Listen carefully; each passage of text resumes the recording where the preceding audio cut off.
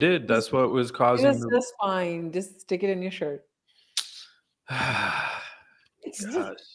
I love he cannot say anything to me on the camera. I can get away with anything I want. Like by like free playground.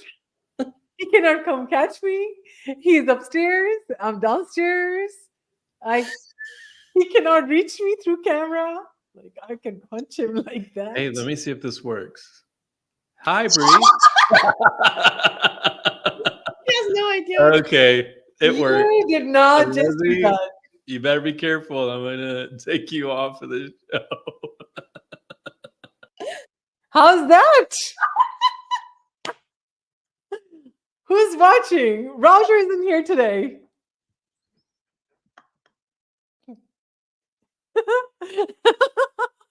Rosie, Put put him back. it back. Okay, we're done kicking each other off the show.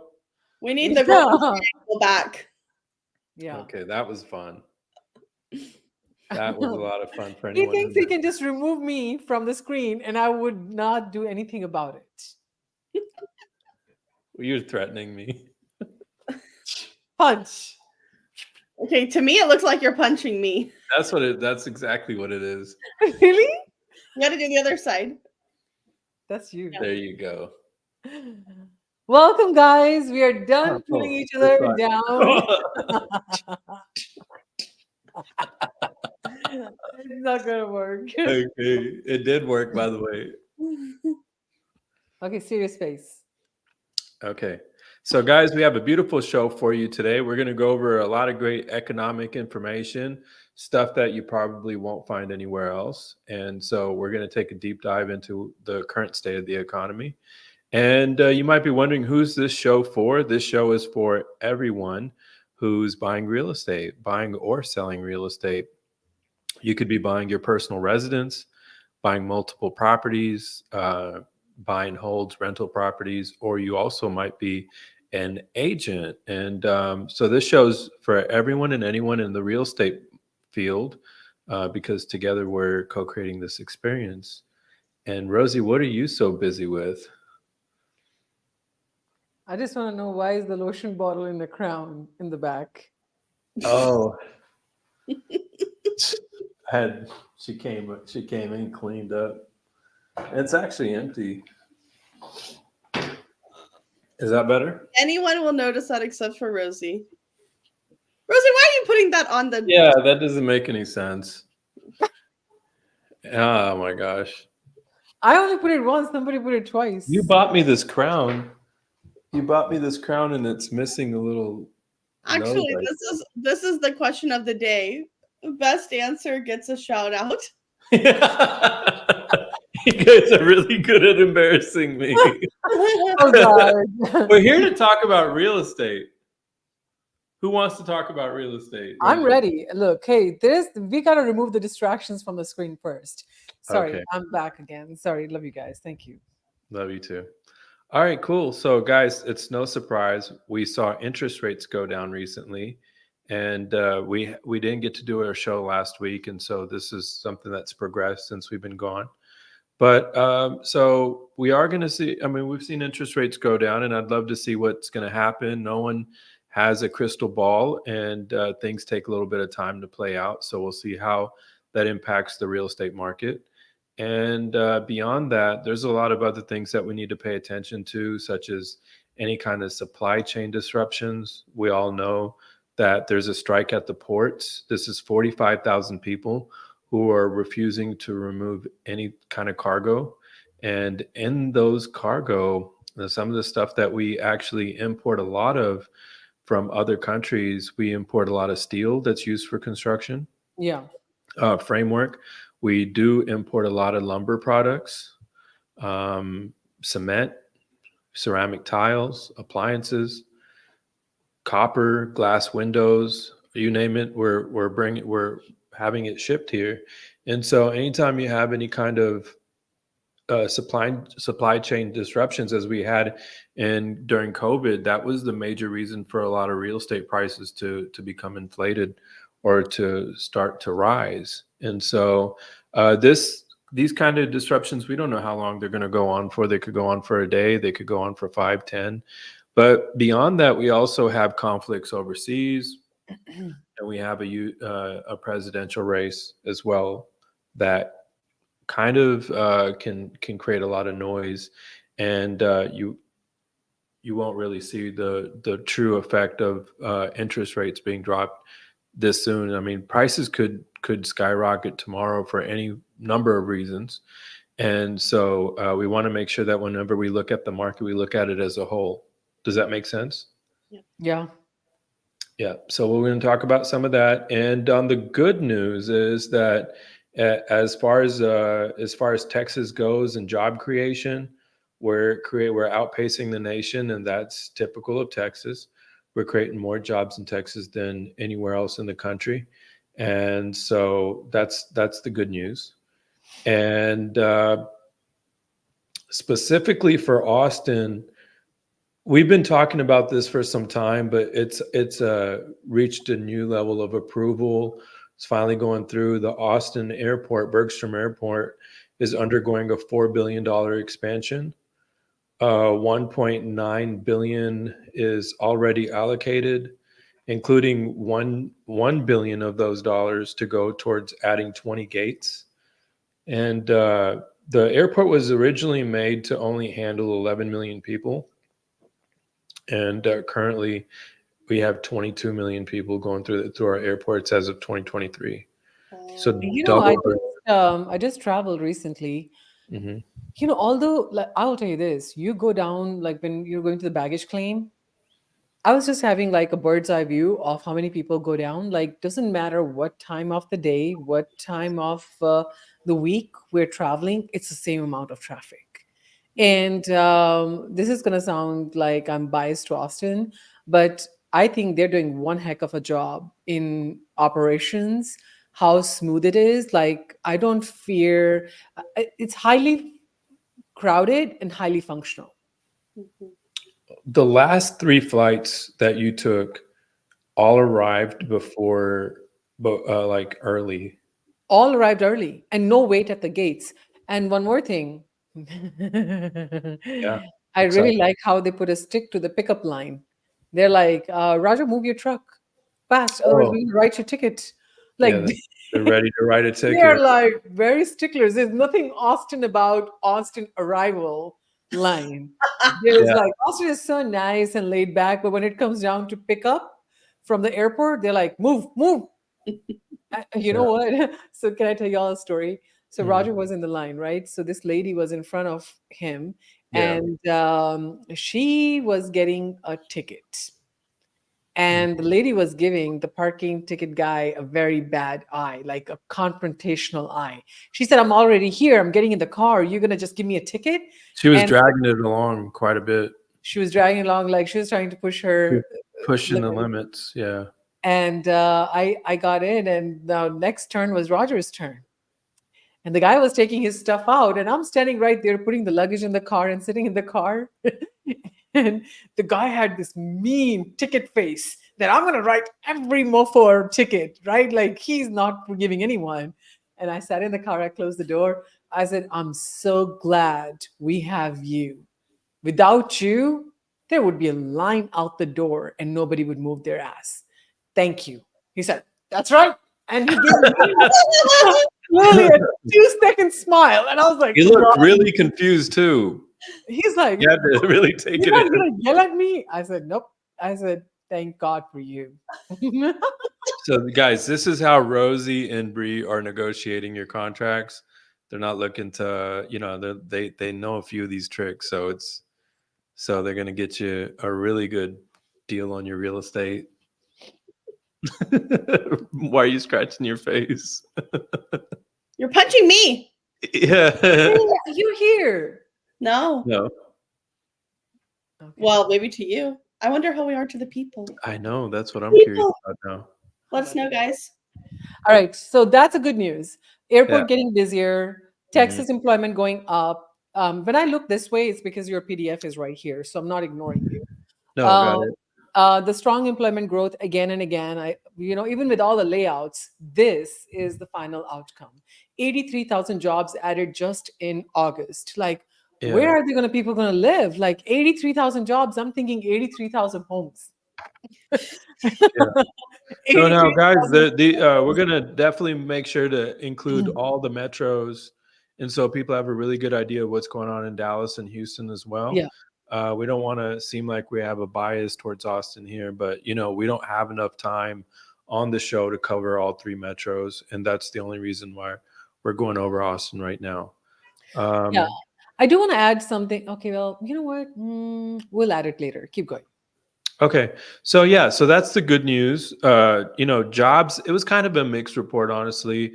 Look, the reason why we're increasing interest rates is to kind of dampen the economy a little, like cause things to grow a little bit slower. And so for that reason, we are seeing that reflected into our economy, and we're not growing jobs as we typically are in a great economy, or the economy that we just came out of. So it's good news, and there's a bittersweet. If you look at the fine line and the fine print, there's some stuff that can be read differently too. But overall, it's good news.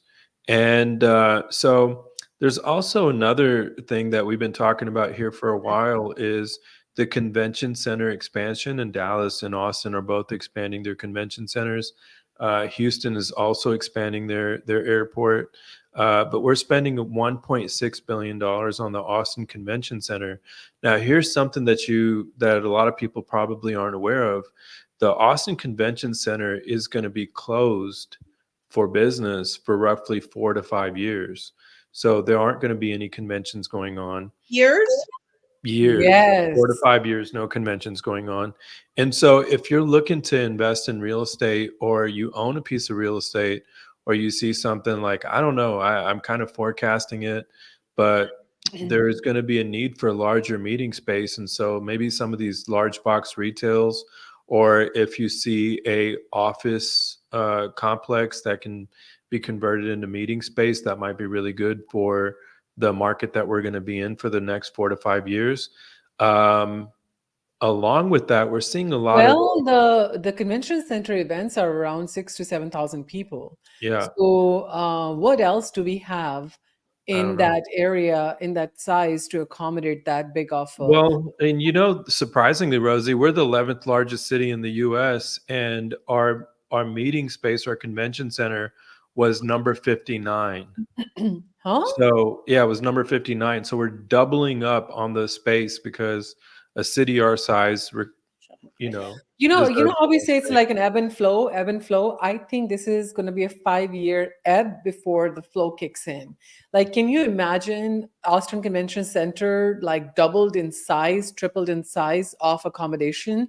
Like, what new events we're inviting after that? Like, they're not going to spend how much billion? $1.6 billion, and then say, oh, crickets, let some pigeons No, fly upstairs they're floor. expecting around $285 million worth of economic impact each year. So an additional $285 million that can land in Austin Each because year. of each Yeah. year.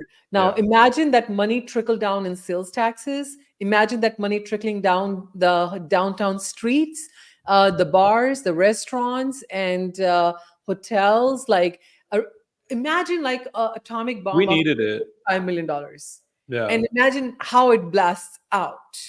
Yeah. We definitely Great for needed it. business. Great for businesses. Yeah. And a lot of that's what's actually causing the Austin culture to be what it is. Hmm. People come to Austin, they listen to the live music, they go down, they have either some barbecue or eat at one of our established restaurants here. I You want know? to, I want to kind of take a little detour here. People always ask us, like, okay, why do we help ask people to invest in real estate, right? Can we all agree that the biggest objection we get is like cash flow, cash flow, cash flow, right? So most of the people have this misconception that investment means it's going to create some kind of cash flow, right? It does. But the rule of business is anything that's high cash flow is high operations. So if Mhm. you want cash flow, acquire a restaurant that's going to get an overflow of $285 million. Acquire a hotel that's going to take an overflow of the $285 million that are coming in. Acquire a retail store or a bar. Anything that's high operational day in, day out, and it is providing an active service is what's going to be high cash flow. And hence you have a cash flow investment. But it's also high risk. Well, those businesses are also going to require you to come in every day and check on them and to love on them. And, Love on them, employ hire employees, fire employees, maintenance, appliances, taxes, payroll, guidelines, online reviews, management, all of that, equipment breakdown, new update equipment. Now, insurance. Now, Rosie, I don't imagine people are going to stop coming to Austin because the convention center isn't available. But where do you think all of that is going to overflow into? You didn't let me finish my point. Okay. So that is high cash flow. I will get to that. But you're Okay, going to have to yeah. remember that question for me. Sure. I love how much I get away with on the calls. Okay. So if you're not wanting to deal with all this shenanigans day in, day out, but you still want your money to flow, you can buy real estate. Because the $60,000 down payment you put on something, on $120,000 down payment you put on something, you just let it sit there and you let a tenant make a payment 1 month at a time, 1 month at a time, 1 month at a time. And that $60,000 to $120,000 starts doubling, tripling with time. Now, why do we do real estate? Because we are tapped into news like the one that you just gave us. So a $285 million is about to roll out in the streets of Austin after the convention center opens up. Could it be reasonable to think that it's okay to acquire real estate within 5 mile to 10 mile radius of Austin area that can be a good desirability for people to live, to enjoy lifestyle? You can Airbnb it if you're in a non-HOA neighborhood, or you can just rent it out to the UT students. So imagine the possibility we have that we can tap into when there is this ebb of Austin Convention Center remodeling and there's a squeeze. Now the real estate is available. Grab it, and when the money gets released, you're already sitting there with your little buckets to absorb it. Rosie, you're echoing. I'm still echoing? She's not to me. Well, I wonder if it's just yours, Bree. Oh, maybe. Okay. Ha! I'm echoing. Okay. No, you're fine to us. Good. Are you in a basement? I'm being held against my will. In your home? Okay. And Roger, your question was? Well, I just looked this up while I was speaking to you guys about it. But the JW Marriott has 120,000 square foot event space. That's quite large. And so I think the Austin Convention Center, if you'll give me a second, I'll look it up right now. I think all these big hotels that have just recently come in, they are going to be able to absorb a lot of this business because of event centers. Yeah. Yeah. You still have Palmer Event Center. Yeah, that's true. The price just went up. Yeah, there's the Palmer Event Center, and what about the UT Stadium? Yeah. Moody Center. I don't know that they would. Oh yeah, the new Moody Center, right? So I mean, I think the Fairmont has 140,000 square feet of meeting space. The Long Center doesn't seem to. I don't know. This is kind of confusing. Palmer Event Center has 70,000 square feet of space. Driscoll Hotel. Conventions will go to the HEB. Hyatt Regency Austin, huh? The HEB Center in Cedar Park. They have conventions there all the time. Oh, that's right. And a lot of business will move to North Austin. Yeah. Look, okay. So check this out. Hyatt Regency in Austin. We've been to several of ones there. The AT&T Education Center. I've gone to a conference there, right? And I think you're right. A lot of this stuff can come to the suburbs, and I won't be surprised if we start to see big box retail that's gone out of business. Because I think Big Lots or someone else has filed for bankruptcy. And there's also a Sears, the Sears stores and these different stores that have gone out of business. I think those places will start to Where we offer. had the Austin Businesswomen Conference, remember those kind of event centers are also up there. So Yeah. there are some event spaces that have been built In Cedar and Park, not yeah. fully occupied. Here's the thing, I do realize one thing from real estate business in journal, like in 15 years, whenever something stops for a time period and the market moves into a different location, it never moves back 100%. Mhm. The relocation always ends up keeping. Does it make sense what I'm trying to say? You're saying Right? that when they go to the suburbs, it's going to cause a If lot this of if the downtown business will go to North Austin, a percentage of that will stay there, even if convention center opens up, because now they've experienced a new location, new ease, and they might like it even better than what they are going to experience in convention center. But that doesn't mean it's going to take anything away from downtown, because they're opening up for a whole new opportunity. This might be a great opportunity for places like downtown Round Rock, downtown Georgetown, and all these kinds of places to still move in here. Wow. I don't know. Just thinking out Well, I loud. think more restaurants, more parking spaces, more parking garages. Yeah. Because the only challenge I do see with Driscoll Hotel and Fairmont Hotel and all this stuff is parking. Parking. Mhm. Yeah. Yeah. Okay. Cool. So that's the good news and the bad news. And what else is the bad news? We've got a lot of comments here, and I think they're all agreeing with us. I'm just kidding. But John and Beth, hi, great to meet you guys. Thank you for being on the Hi. show today.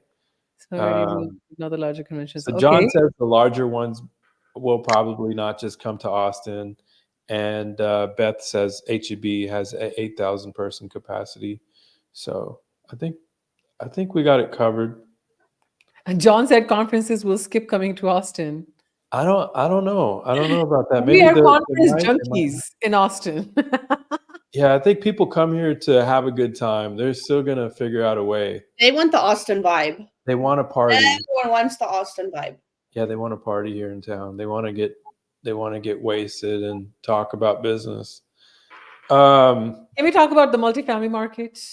We are going to talk about the multifamily market, but before we talk about that, what we're going to talk about is really exciting. And Rosie, you and I have experienced this on rural expansion, and it's the de-annexation, right? So it's the Senate Bill 2038. And so what they're saying is like a lot of these companies, what they're wanting to do is they're wanting to elect themselves out of the ETJ. They want to stay with the county, and as a way of decreasing the amount of red tape that's involved in setting up shop. So we have businesses. We saw the film studio in Bastrop that had just like sidelined the whole thing, right? They kind of got away from the city of Bastrop and just went with the county and avoided all the red tape. We're seeing another project in Manor. It's going to be an industrial project, and they're doing the same thing. But there's some metros that are putting up a fight. They don't want these businesses to be, doing that. I think Round Rock is one of them. So this stuff is going to be, Now, for the listeners, can we quickly go over what is the difference between staying in county ETJ versus city? So just as more red tape with going with the city, you got a lot more restrictions. You have to fulfill several more Permitting. formalities, more permits, and So in return for getting city utilities and other services, they are going to now decide the building code restrictions, the zoning, and what can be built. And if you're not aligned with the growth of the city, getting approval on those construction and building codes could be higher, could be difficult. While if you are in county jurisdiction, then guess what? Barely any building codes. You can do a lot more with your land. So there is a high inclination to stay in county jurisdiction rather than the city. And I really like that how people have the liberty to do that. Like city cannot anymore force it on them. That's yeah. amazing. But you know what? There's legal challenges involved with this because Round Rock just got 15 applications to be removed from its ETJ, but they haven't approved any single one of them. And so this is going to be an interesting thing in the Texas courts, and we'll get to see how it plays out. But right now, I think it's really neat. It's really neat to see what might happen with these businesses that want to grow and come into these metros. They're eventually not there if they become areas of employment, Rosie. I can't imagine that they don't draw more amenities into the area. There will be restaurants and hotels and that sort of thing soon to follow. So this is going to get really tricky. This is going to get tricky. So we'll see how it plays out. All right, Tricky. I think trick or treat. Trick or treat. Hey, it's Halloween. So Austin, Austin, Austin City just got spooked. Okay, now it's turning into a comedy show. Yeah, imagine how many property taxes just got shrink. Spooked. Ouch. I think it's a drop in a bucket for Austin because all that money. Yeah. I'd be really interested. Okay, so I'd be interested in how many people want to take advantage of this. I think Bastrop might be a good place for these No, corporations. the moment it goes away, gas also goes away. Water supply. You know why Round Rock's not cooperating? Because Round Rock is got an amazing economy. It's the center of Austin, and it's often referred to as the Austin Round Rock Metro, right? So we have a large GDP, a flourishing economy, and so why should they make any arrangements of that sort? But Yeah. but So so let me ask like, you this: if somebody is in Austin City jurisdiction, mhm, they're receiving Austin water and sewer as utilities, as a very basic thing. Can we agree on that? mhm. So if somebody elects themselves out of Austin ETJ, Yeah. Austin City of Austin jurisdiction, now is the city going to pull out all those water pipes and sewer lines? Hey. Rosie's cracking herself up over here. Yeah, did you guys not think about that? Like what? Like my brain is the only brain? Because you're like, Well, get your own sewer, get your own water. well, Bet says Round Rock's got the donuts. That is true. They opened a new location. They're In expanding. It's Cedar really Park off cool. of 1431, Beth, there's a Round Rock Donuts and it also has a line. Yeah. Okay. What else are you going to spook us with? So no, I mean, look, we've covered the story about the multifamily about the So multifamily I do want to vacancy talk rate. about multifamily a little bit. Yeah, multifamily vacancy rates. Now, what's happening is we're seeing a lot. We're going to see a lot less in the pipeline. It's nationally known that Austin has high vacancy rates. Who wants to build another apartment complex when that's happening, right? And in the PDF that you're going to receive from us, you're going to see how single family housing has outpaced. I think in the past 5 years, home values have gone up 48% or something like that, and rental rates have gone up 17%. And so what you're seeing is you're going to see a lot less. I think you're going to see a lot less apartments coming online, and so by 2027, we're going to have this. We're going to have a problem of inventory again. So get ready for that. And but there are pockets that are having low vacancy rates, right? Like areas that are harder to develop in, and places where the land is a lot more expensive. So in West Austin, it's only, I think, a 6.8% vacancy rate Guys, versus one thing that we have 15 in to, other areas. yeah, we have to track one thing. And I think, Bree, you can probably attest to it being on the buyer side. You travel a lot with buyers, right? Commute has a lot to do with vacancy rate. If people are going to downtown, they're not going to want to drive an hour and a half. They'll much rather save that money and time and pay extra in rent And those areas like close to Far West, I think in a report that you had mentioned, they Yeah. have lower vacancies, 6.8% vacancy. That's substandard. Mhm. Like whenever we do a multifamily evaluation, we consider a vacancy rate of I think 5%. they're talking about further west, like Westlake, Yeah, and because it's harder to develop there. The land is so expensive. yeah. Hardly any multifamily investors are going out There's there no to build. land. Yeah. There's a lack of land, and so there are a lot of pockets that are great and have low vacancy rates. One of my favorites, and I'm just constantly looking at it, is Bryan College Station. They have 7% vacancy rate, and they have a 3% increase in rents. And so while their average rent for their properties out there is somewhere between $1,100 and $1,300 a month uh, for their apartments, and naturally a little bit higher for residential, but they We were watching residential versus commercial real estate investments yesterday, and residential is going to actually sustain its value because of its rentability.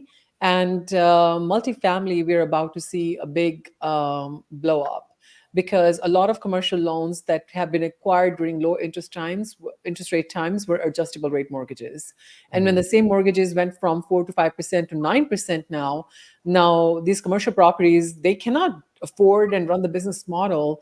They might have been able to afford a $10 million unit at a 4 or 5%, but now when the same property is at 9% interest rate because of adjustable rate mortgages, the operations are sinking.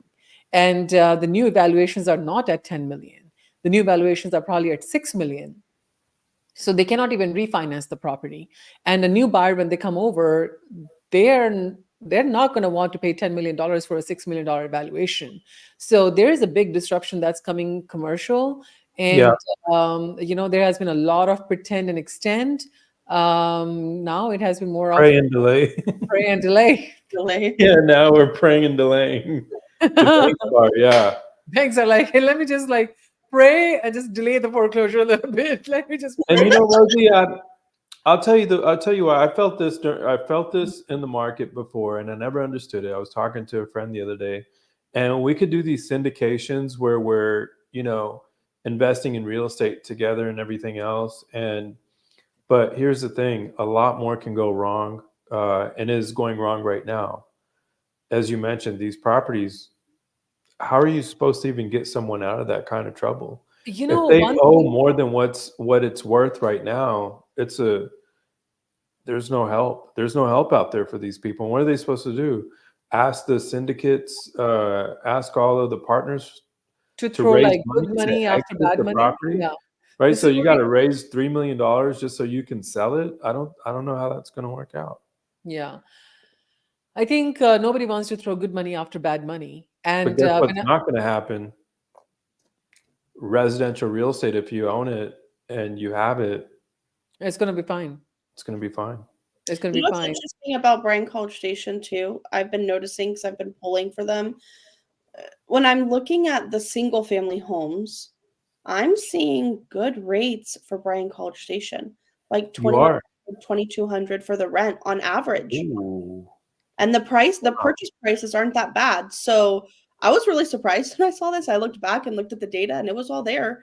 It was all true data that was showing that. So their rental data is very strong with single family. With apartments, it gets a little tricky. Sometimes if they go by the room or if they go total, I have to do a little bit more on that. And then the HOAs kind of mess it up a little bit. But for single family, the numbers are looking good in Bryan College Station. For Uh, now. For now. I was out there recently. Yeah. I made a day trip, and I really love the city. I love the vibe there. Everything's brand new. Looks like everything's been built in the last 10 years. And I wouldn't be surprised if some of the home builders out there would be willing to offer some incentives. Yeah. And I got to make a few friends there. We have some contacts. Yeah. Reach out to them and see about making a deal with them. One more thing I am observing is that in multifamily versus single family is the ease of renting. So even if it's a university town, a single family, you can have 3 roommates and have a backyard. It's a different lifestyle, more quality for a tenant. And another thing is that residential single family investments are not gonna be impacted because I don't know, Bree, like in our 10 years of helping people invest, we have never asked anybody to buy an adjustable rate mortgage. Yeah. We have probably given them an interest only mortgage based on what they were betting on, but not at all adjustable rate mortgages. So their mortgages are not going high just because they had an adjustable rate mortgage. So they're able to sustain their monthly payment and ride this wave easily. Yeah. What are you thinking, Who? Roger? Yeah.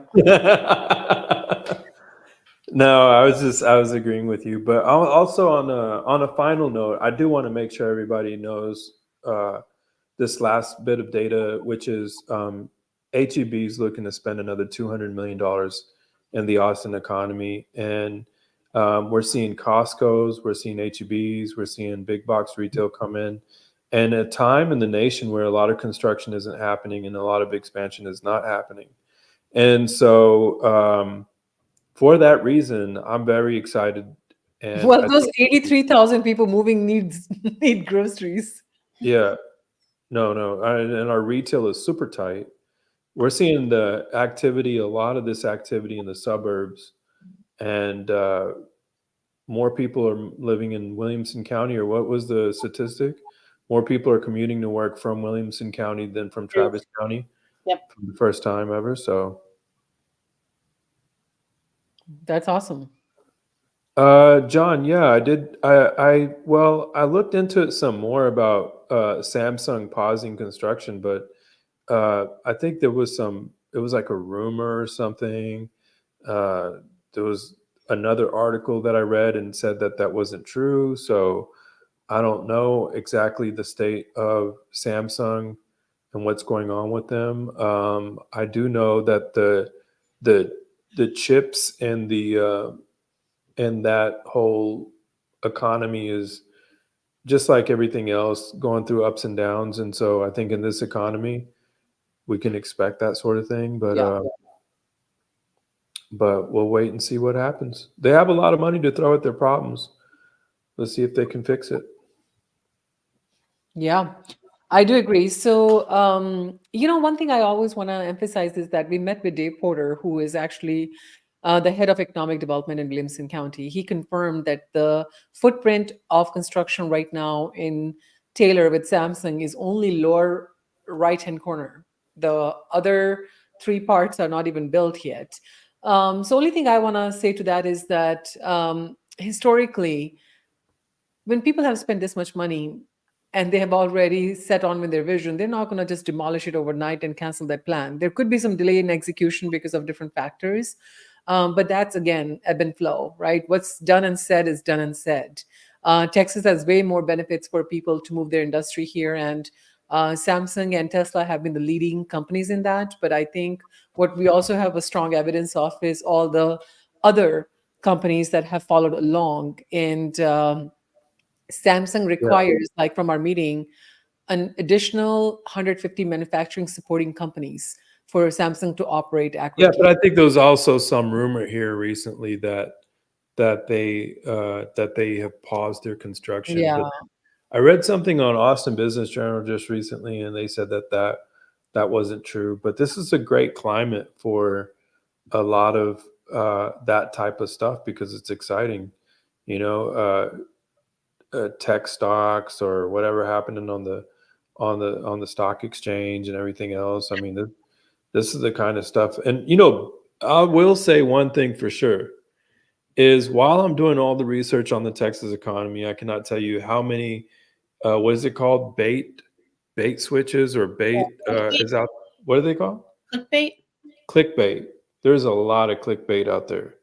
And so you might read an article that says, something really stark about the Texas economy, and then you scroll all the way down to the last paragraph, and it's like, this can be expected in a booming economy. So you got to be careful what you're reading out there. I will reach out to the director. David Porter and ask him for any kind of verification on the story, and we'll make it available to you in the PDF. Yeah. Solid, solid. And whether it is or not, you'll know. Beautiful. Yeah. Okay. You were going to talk about the port strikes. No, we talked about all of that, and now I did want to mention that we are having Friday Coffee Social tomorrow, and it's at the bank in Round Rock. Bree, what's it called again? Star Bank. What is it? South Star Bank. South Star Bank. Yeah, I was going to call it South something Bank, but yeah, South Star Bank. Sorry, I get the name mixed up in my head. So we'll be at South Star Bank tomorrow in Round Rock, and Rosie, I didn't talk to you guys about this guy. I didn't talk about this with you guys, but we're planning on some really big news. Maybe I should just hold on to it for a little bit.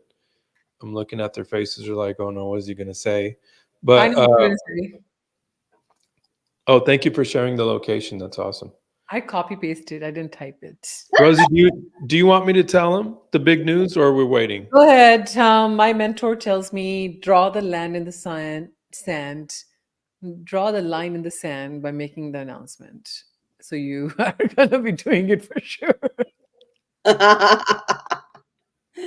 Actually, you know what? I'm going to let Rosie tell y'all whenever the time's right. So I'm not jumping the gun. I'm really bad about that. No, Bree, go ahead and say it. Say it. How about no, it won't be fair to everyone who comes to Coffee Social. Okay, we'll announce tomorrow.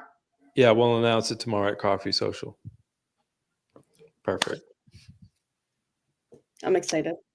All right, cool. So guys, it's 41 minutes and 31 seconds. Don't take that away from Rosie. That's her favorite part. Well, how much value? Hold on. I will tell you 41 minutes and 41 seconds of high value information delivered.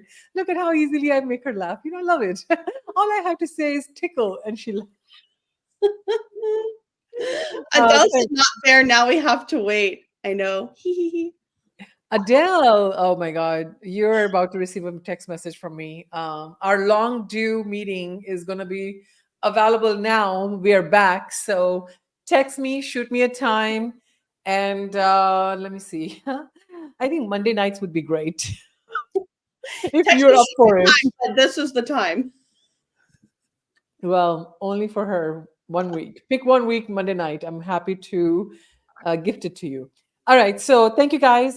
Roger, thank you so much. Every Thursday lunch, Roger comes in and says, man, I don't know, like if this is the right news to deliver today. And then next thing I know is there's 10 pages of news that needs to be delivered. All intelligence people like to just downplay how they're not prepared. It makes me truly nervous before we get on here, because I want to make sure that everyone's getting the value for their time and that the information. I now know what I was going to say today. About being nervous and being experienced in real estate. There's one thing. I was listening to a very successful multifamily investor, and they have done like many deals, 52 million, 40 million, 90 million, 110 million. And they were about to do another one close to 40 million or so, buying big complexes. And guys, it's not one person buying it. These are big syndicates buying it, right? So they were like, you know what? They're nervous every time. Yeah. They're not nervous because they have not done it before. They're nervous because you never know what could go wrong. Right? So when Roger is preparing so hard and he is going to be presenting that information, he has no idea what kind of a smart-ass question I can ask in the middle of the... You got He's that. Really just nervous about Rosie. Yeah. Yeah.